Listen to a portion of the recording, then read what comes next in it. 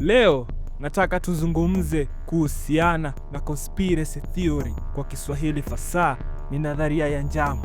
Nadharia ya njama ikiwa na maana ya kuwa ni imani au maelezo mbadala yanayodai ya kuwa kuna matukio ama baadhi ya matukio makubwa au ya kutisha hayasababishwi na maelezo yaliyokuwa ni rasmi, bali ni mpango wa siri wa watu wenye nguvu. Kwa mfano, serikali, mashirika makubwa pamoja na jamii za siri. Conspiracy theory husema ya kuwa kuna ukweli unaofichwa na pia wenye nguvu wanapanga baadhi ya vitu kwa siri mno, na mara nyingi hakuna ushahidi wa moja kwa moja kuhusiana na hili, lakini vipo vitu vitatu vinavyoonyesha ya kuwa yapo yanayosemwa yana ukweli ndani yake.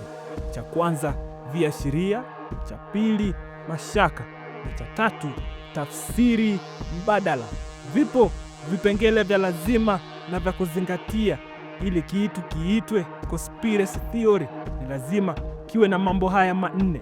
Cha kwanza, kikundi cha siri ambacho ndani yake kuna watu wenye ulevu, serikali pamoja na jamii za siri. Cha pili, mpango uliofichwa, na cha tatu, kukanusha simulizi iliyokuwa ni rasmi, na cha nne, kukosa ushahidi ama uthibitisho wa kisayansi. Kiufupi, neno conspiracy theory lilianza kutumika sana karne ya 19 na likaenea zaidi baada ya mauaji ya JFK mwaka 1963 na pia katika vita vya Vietnam. Basi leo tutazungumza kuhusu vitu ambavyo vilianza kuwa sababu za kuzalishwa kwa conspiracy theory.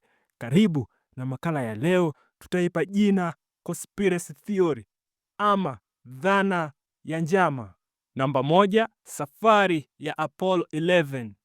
Wengi tunafahamu kuhusu kutua kwa Apollo 11 tarehe 20 ya mwezi wa 7 mwaka 1969, lakini wengi na waamini wa theory hii, wao wanaamini ya kuwa Apollo haikutua mwezini, bali ilirekodiwa na watu walikuwa studio, na ushahidi unaotajwa na waumini wa conspiracy theory katika ile video walioirekodi wakati wakitua mwezini. Bendera ilionekana ikiyumba ingawa mwezini hakuna upepo, alafu kutokuonekana kwa nyota kwenye picha, na tena uwepo wa vivuli vinavyoonekana kana kwamba kuna taa nyingi.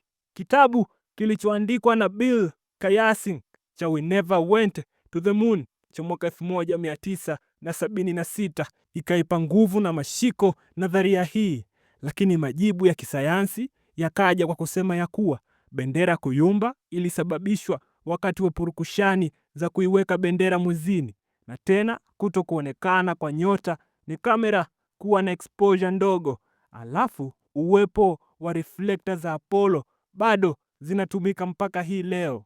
Hapa nadharia ya njama ikakosa uthibitisho wa kisayansi, lakini watu wengi bado wanaamini ya kuwa huenda serikali ya Marekani ilituchezesha shere ili kushinda vita baridi dhidi ya wapinzani wao Urusi. Sababu namba 2, viongozi ni mijusi ama reptilian. Viongozi wa dunia hii, hasa maraisi, wafalme pamoja na wakuu wa mabenki, ni viumbe aina ya mijusi wanaobadilisha sura zao, kwa Kiingereza fasaha shape-shifting reptilian, na tena wanatoka kwenye nyota zingine, hasa Drago constellation. Mtu muhimu katika hili ni David Inco aliyeandika kitabu cha The Biggest Secret cha mwaka 1999. Kitabu hiki kinatumika kama ushahidi, lakini pia ushahidi mwingine ni viongozi wengi, hasa wanapokuwa mubashara, macho yao kubadilika, na hasa wanaotajwa sana kwenye hili ama kwenye hii conspiracy cycle ni Queen Elizabeth wa pili, Joe Biden, Rais Barack Hussein Obama, Hillary Clinton pamoja na Rais George Washington Bush.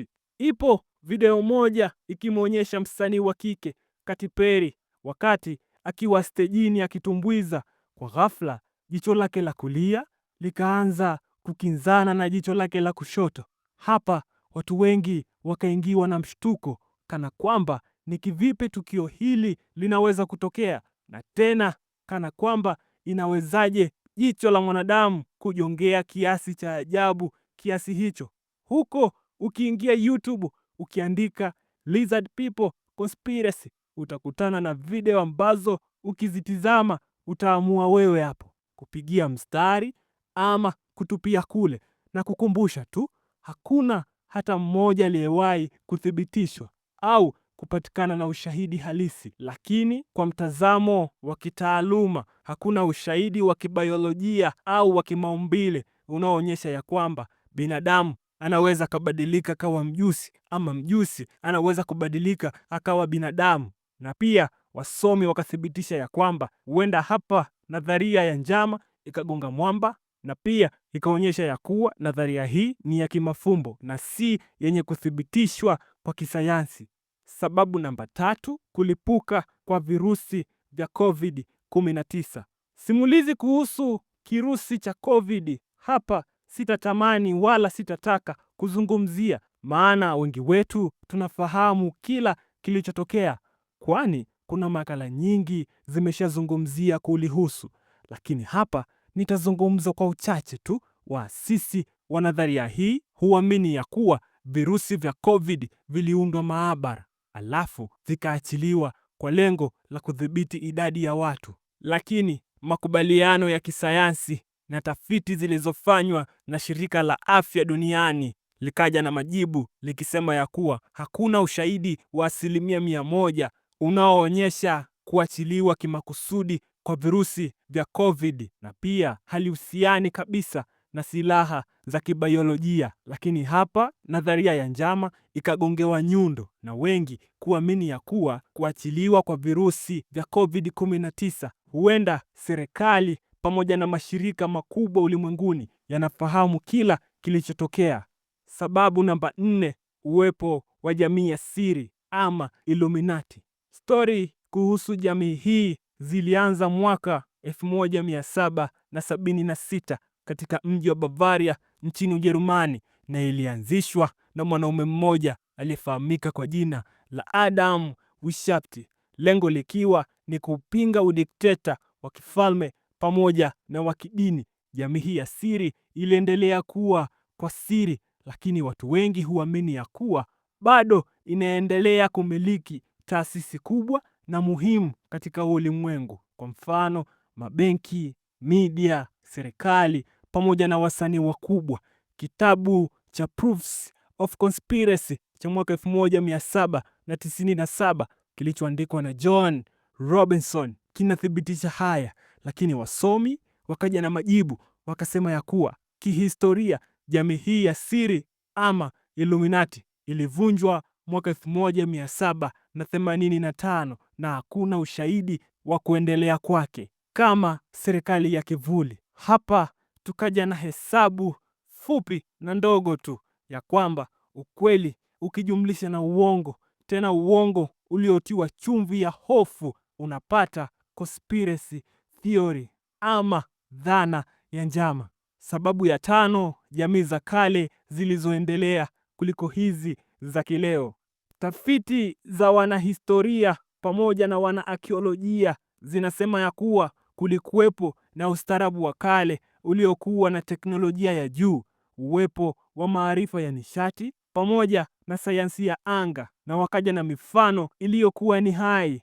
Mfano wa arkeolojia ya Göbekli Tepe nchini Turkey ikionyesha ya kuwa maendeleo ya dini, kilimo pamoja na teknolojia ya majengo kiasi cha kufanana kabisa na teknolojia ya kileo. Lakini pia kuwepo kwa miji iliyoendelea na yenye majengo makubwa, mfano kama mji wa Timbuktu na mji wa Alexandria.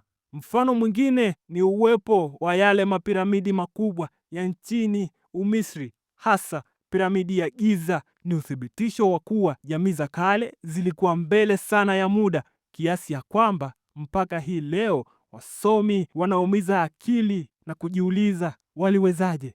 Wanaotajwa na waumini wa nadharia hii ni Graham Hancock aliyeandika kitabu cha Fingerprint of Gods cha mwaka 1995. Lakini mtazamo wa kitaaluma ukaja na majibu yanayosema ya kuwa hakuna ushahidi wa teknolojia ya kisasa, mfano matumizi ya umeme pamoja na akili mnemba, lakini walikuwa na maarifa ya hali ya juu yasiyotarajiwa, na pia historia ya binadamu ni mstari mmoja wa maendeleo. Swali lililoanzishwa kupitia dhana hii ni kwamba, je, ni kweli historia tunayoisoma na kuifundishwa mashuleni pamoja na vyuoni ni ya kweli, ama kuna kundi la watu wachache wanaoamua nini kisomwe na pia nini kitokee, mfano lile tukio la September 11? Na kama ni kweli wapo watu wachache wanaouendesha huu ulimwengu, ni akina nani hawa, na ni kwa nini wao wanaficha siri hizi kwa gharama yoyote ile? Kwani upo mjadala mmoja unaoendelea kwa sasa kuhusu umbo kamili la sayari ya dunia, huku pande mbili zikizozana. Moja inasema ya kuwa dunia ni duara na ingine inasema ya kuwa dunia ni tambarare, na kila mmoja anakuja na hoja zake za msingi, angali mimi na wewe ni waathirika wa kile kitakachoamuliwa. Na wengine huamini ya kuwa wapo baadhi ya wasanii ambao wametoweka katika ulimwengu, bado wanaishi mpaka hii leo, mfano Tupac Shakur, nguli wa hip hop wa nchini Marekani, na pia mfalme wa pop na mzungumzia Michael Jackson. Wengi wanaamini ya kuwa wasanii hawa wawili bado wanaendelea kuishi katika ulimwengu, wamejificha tu mahala wakitaka kuishi maisha yao yenye faragha. Conspiracy theory huzaliwa kwenye mianya ya kihistoria, na zingine ni za kubuni tu. Zingine huanza kwa maswali halali. Tatizo si kuuliza maswali, bali kukubali majibu bila ushahidi. Jina langu Wycliffe Yohana Peter. Nimemaliza. Asante.